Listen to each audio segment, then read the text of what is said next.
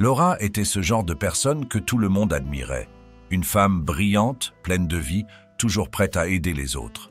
À 32 ans, elle avait une carrière qu'on pourrait qualifier de rêvée, des collègues qui la respectaient et un cercle d'amis solides qui appréciaient son optimisme contagieux. Mais ce que personne ne savait, c'est qu'à l'intérieur, Laura se sentait vide, perdue. Chaque soir, en fermant la porte de son appartement, elle se retrouvait face à une vérité qu'elle fuyait depuis des mois. Tout avait commencé de façon idyllique. Quand elle avait rencontré Paul, elle avait cru trouver son âme sœur.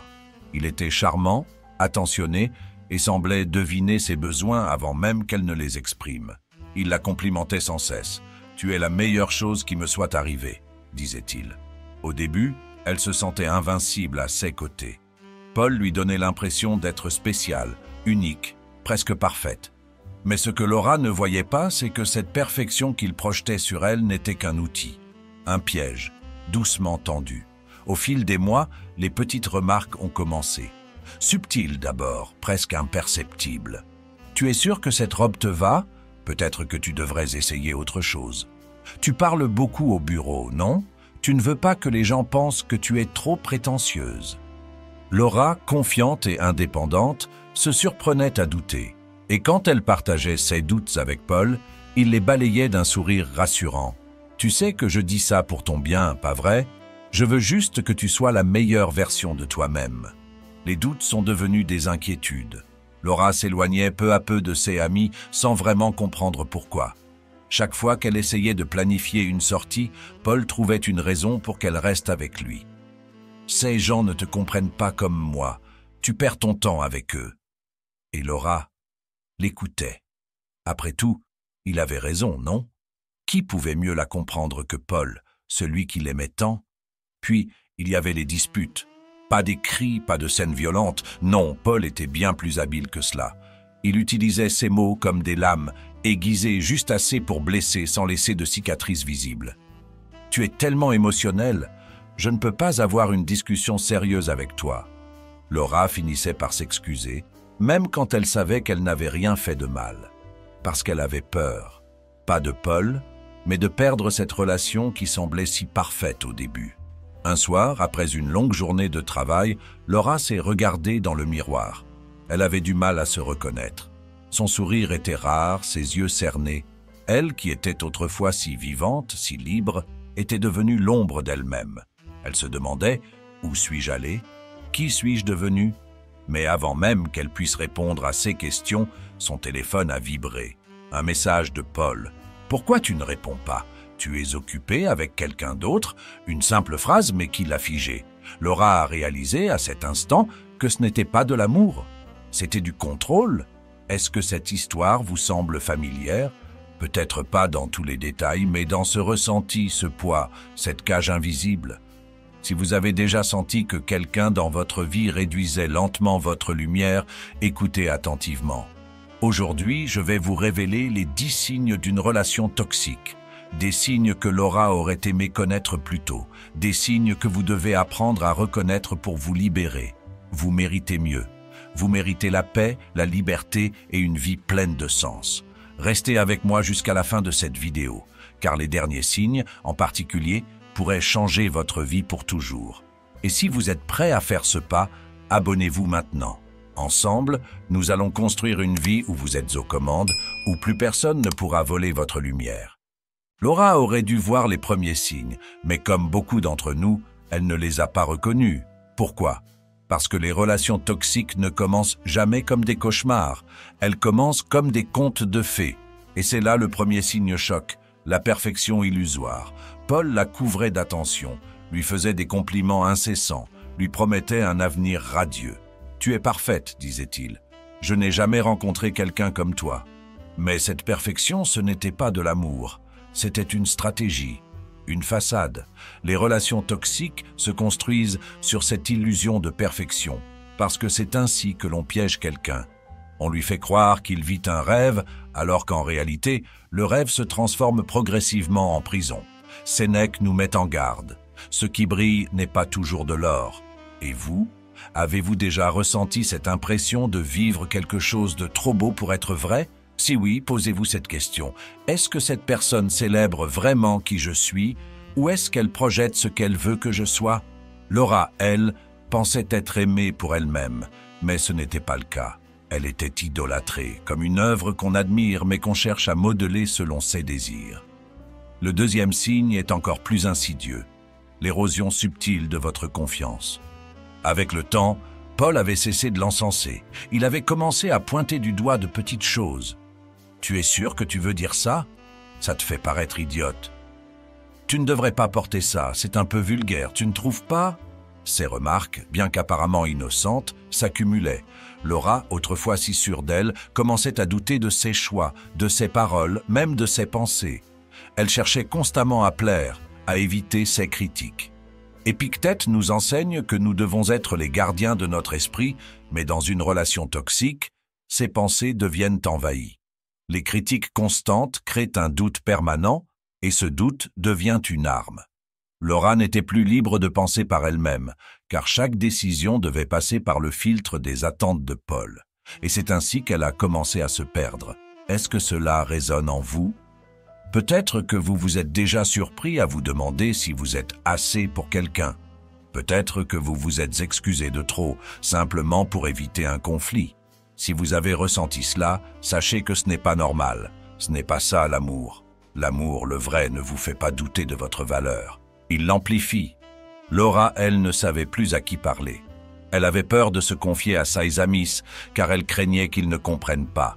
Et c'est exactement ce que Paul voulait, qu'elle soit isolée, qu'elle doute, qu'elle dépende de lui. Mais la sagesse stoïcienne nous enseigne que notre valeur ne peut jamais être définie par quelqu'un d'autre. Marcus Aurelius disait « La lumière du soleil ne s'éteint pas à cause d'un nuage, alors pourquoi la vôtre devrait-elle s'éteindre à cause des mots de quelqu'un ?» À ce stade, Laura était déjà piégée, mais elle ne le savait pas encore. Et c'est ce qui rend ces premiers signes si dangereux. Ils sont subtils, presque imperceptibles, jusqu'à ce qu'il soit trop tard. Voilà pourquoi il est essentiel d'apprendre à les reconnaître maintenant, avant qu'ils ne s'enracinent. Et si vous êtes encore avec moi, je veux que vous réfléchissiez à ceci. Quelqu'un dans votre vie vous fait-il ressentir cela? Avez-vous déjà eu l'impression de devoir être une version différente de vous-même pour être accepté? Si la réponse est oui, restez attentif. Les signes suivants pourraient être encore plus révélateurs. Laura ne voyait pas encore qu'elle s'enfermait dans une prison.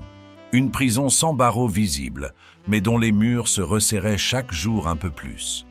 Et c'est là que le troisième signe s'est manifesté, l'isolement progressif. Tout a commencé subtilement. Paul critiquait ses amis. Ils ne comprennent pas notre relation, Laura. Ils te jalousent, ils ne veulent pas ton bien. À force de l'entendre, Laura a fini par croire que c'était vrai. Elle annulait des rendez-vous, ignorait des appels, et petit à petit, son cercle s'est rétréci. Ce qui avait été une vie sociale riche et épanouissante est devenu un désert. Laura se retrouvait seule, et c'est exactement ce que Paul voulait. Sénèque disait « L'homme seul est plus facile à maîtriser ». Et Laura, isolée de ceux qui auraient pu lui ouvrir les yeux, devenait de plus en plus dépendante de lui. Est-ce que cela vous est déjà arrivé? Vous éloignez de ceux que vous aimiez, non pas parce que vous le vouliez, mais parce qu'une personne trouvait toujours une raison pour que cela n'arrive pas? Si quelqu'un essaie de contrôler qui entre et sort de votre vie, ce n'est pas de l'amour, c'est du pouvoir. Mais ce n'était que le début. Le quatrième signe est arrivé encore plus insidieux, le contrôle déguisé en protection. Paul voulait tout décider. « Je fais ça pour toi, Laura. Tu ne vois pas que je veux juste que tu sois heureuse ?» Il choisissait ses tenues, validait ou rejetait ses projets, et même ses décisions les plus intimes devaient être approuvées. Laura, autrefois si indépendante, commençait à douter de sa capacité à prendre des décisions seule. Mais ce qui est tragique, c'est qu'elle ne voyait pas cela comme du contrôle. Elle le voyait comme de l'amour. Une attention excessive peut-être, mais bien intentionnée. Marcus Aurelius nous rappelle pourtant une vérité fondamentale. Celui qui contrôle vos choix contrôle votre vie. Si quelqu'un vous prive de votre capacité à choisir, même sous couvert de protection, il vous vole votre essence. Laura croyait que Paul voulait son bien, mais en réalité, il la façonnait pour qu'elle corresponde à son idée d'une partenaire idéale. Et alors qu'elle tentait de s'adapter, un autre signe est apparu, le cinquième, l'épuisement émotionnel. Laura avait l'impression de marcher sur des œufs en permanence. Chaque conversation devenait une bataille invisible. Elle passait ses journées à anticiper les réactions de Paul, à peser chaque mot pour éviter de déclencher une dispute. Mais peu importe ses efforts, il trouvait toujours une raison de la rabaisser. Une relation toxique ne vous nourrit pas, elle vous épuise. Laura était à bout, mais elle se disait que c'était normal. Que dans toutes les relations, il fallait faire des compromis, supporter les hauts et les bas. Ce qu'elle ne comprenait pas, c'est qu'une relation saine ne vous laisse pas vider, elle vous remplit. Est-ce que vous ressentez cela? Une fatigue constante, une peur de mal faire, un poids qui semble toujours présent, même dans les moments qui devraient être heureux? Vous méritez mieux. Épictète disait « Nous ne pouvons pas contrôler ce que les autres nous font, mais nous pouvons contrôler ce que nous acceptons. » Laura acceptait cet épuisement parce qu'elle croyait que c'était le prix de l'amour. Mais l'amour ne devrait jamais vous coûter votre paix intérieure. À ce stade, la prison de Laura était presque complète. Elle était seule, contrôlée et vidée de son énergie. Mais elle ne voyait toujours pas les chaînes qui l'enfermaient. Et c'est ce qui rend ces relations si destructrices. Elles vous emprisonnent sans que vous vous en rendiez compte. Vous pensez que vous choisissez de rester, mais en réalité, vous avez déjà perdu votre liberté. Si vous reconnaissez ces signes dans votre propre vie, c'est le moment d'ouvrir les yeux. Ce n'est pas facile, mais c'est nécessaire.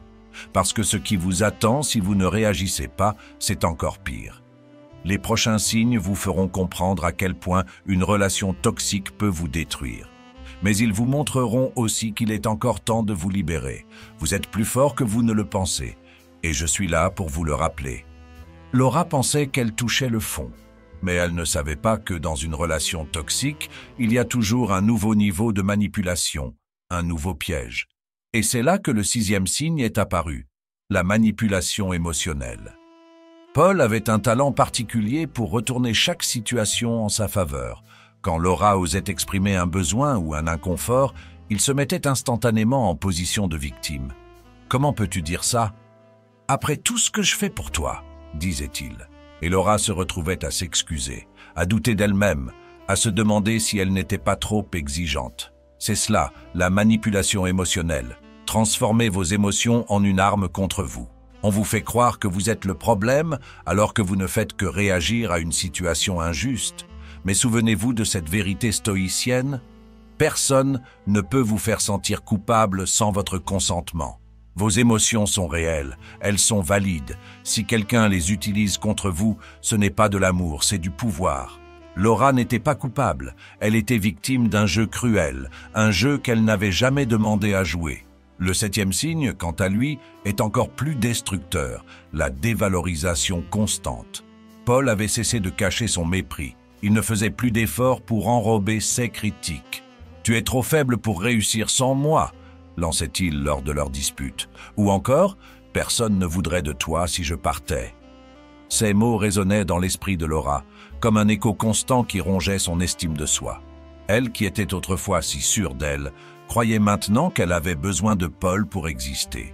C'est là que la sagesse stoïcienne intervient. Épictète enseignait « Ce n'est pas ce que l'on vous dit qui vous blesse, mais ce que vous choisissez de croire ». Laura avait accepté ces paroles comme des vérités, mais elles n'étaient que des mensonges, des projections de l'insécurité de Paul sur elle. Si quelqu'un dans votre vie vous fait douter de votre valeur, il est temps de réaliser une chose. Leur opinion n'a aucun pouvoir sur vous, à moins que vous ne le leur donniez.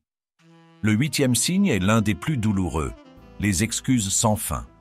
Chaque fois que Laura confrontait Paul, il promettait de changer. « Je vais faire des efforts, tu vas voir », disait-il. Mais rien ne changeait. Les mêmes disputes, les mêmes blessures, encore et encore. Ces promesses creuses n'étaient qu'un moyen de la maintenir dans la relation, de la faire espérer un futur qui n'existerait jamais. Et chaque fois qu'elle croyait en ces paroles, elle s'enfonçait un peu plus dans cette spirale toxique. Marcus Aurelius nous rappelle que les paroles sans action ne sont que du vent. Une personne qui vous aime vraiment ne vous promet pas de changer. Elle agit pour devenir meilleure, sans avoir besoin de le dire. Laura, hélas, continuait d'espérer. Mais au fond d'elle, elle savait. Elle savait que ces excuses n'étaient qu'un écran de fumée. Et pourtant, elle restait. Si vous écoutez ceci, et que vous vous reconnaissez dans ces signes, sachez que vous n'êtes pas seul. Ce que vous ressentez est réel, mais il est encore temps de vous libérer. La lumière existe même dans les ténèbres les plus profondes. Ce que Laura ne comprenait pas encore, c'est que cette lumière était en elle, et qu'elle n'avait pas besoin de Paul ou de quiconque pour la retrouver. Mais avant qu'elle puisse s'en rendre compte, elle devait encore affronter les derniers signes. Ceux qui allaient tout changer, et ceux-ci, vous ne voulez pas les ignorer, parce qu'ils pourraient bien être la clé de votre libération. Laura était à un tournant. Elle ne le savait pas encore, mais les derniers événements allaient lui ouvrir les yeux d'une manière brutale, douloureuse mais nécessaire. Et c'est là que le 9e signe s'est manifesté. La peur omniprésente. Laura avait peur de parler, peur d'être elle-même. Chaque mot, chaque geste était soigneusement calculé pour éviter de provoquer Paul. Mais même quand elle faisait tout pour apaiser les tensions, cela ne suffisait jamais. Paul trouvait toujours un moyen de la faire culpabiliser. Elle vivait dans une prison invisible où la peur était son geôlier. Cette peur n'était pas physique, mais elle était tout aussi paralysante. Elle lui volait son authenticité, sa liberté et même sa joie de vivre. Sénèque disait « Le véritable mal, c'est la peur, pas la douleur. La peur vous enchaîne. Elle vous fait croire que vous ne pouvez pas vivre sans cette relation, que le monde extérieur est encore plus terrifiant. » Laura était prise dans cette illusion. Elle pensait que rester était moins effrayant que partir. Mais à quel prix? À force de céder à cette peur, elle avait oublié qui elle était. Et c'est là que le 10e signe, le plus choquant, est apparu. La perte totale de soi. Laura ne reconnaissait plus la femme qu'elle voyait dans le miroir. La Laura confiante, indépendante, rayonnante, avait disparu. Elle avait été remplacée par une version d'elle-même qui vivait pour plaire, pour éviter les conflits, pour satisfaire les attentes de Paul. Mais ce n'était pas elle, c'était une coquille, un reflet brisé de ce qu'elle avait été. Épictète enseignait que nous ne devrions jamais permettre aux autres de définir notre identité. Mais Laura avait laissé Paul redessiner les contours de qui elle était. Et c'est cela, la véritable tragédie d'une relation toxique. Elle ne se contente pas de vous blesser, elle vous efface. Vous commencez à douter de votre propre valeur, de vos capacités, de vos rêves. Vous oubliez vos passions, vos ambitions, tout ce qui fait de vous une personne unique. Mais c'est aussi là que l'éveil commence. Car au moment où Laura a touché le fond, quelque chose s'est produit. Elle a réalisé que le problème ne venait pas d'elle, que ce n'était pas elle qui était trop sensible ou pas assez bonne. C'était la relation qui la détruisait. Cette prise de conscience a été son premier pas vers la liberté. Parce qu'aussi longtemps que vous croyez que vous êtes le problème, vous restez prisonnier. Mais dès que vous comprenez que vous méritez mieux, les chaînes commencent à se briser. Laura s'est tenue devant ce même miroir, celui où elle ne se reconnaissait plus. Et pour la première fois depuis des années, elle a fait un choix.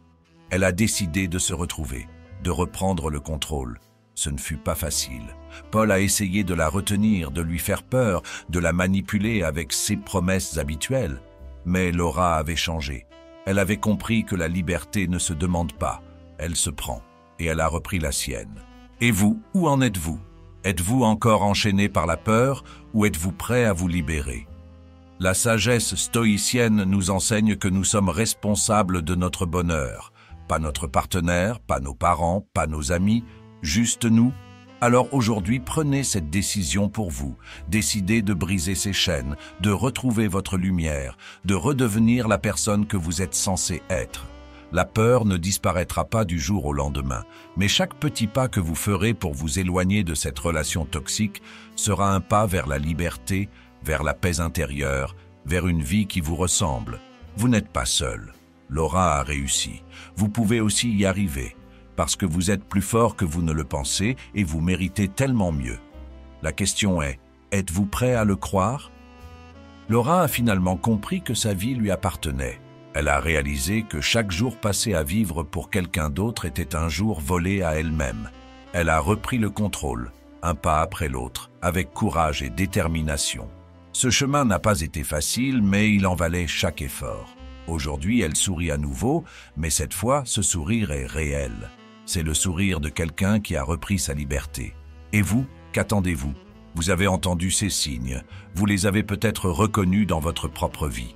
La question est simple. Allez-vous rester spectateur ou allez-vous agir? La sagesse stoïcienne nous enseigne que notre pouvoir réside dans nos choix.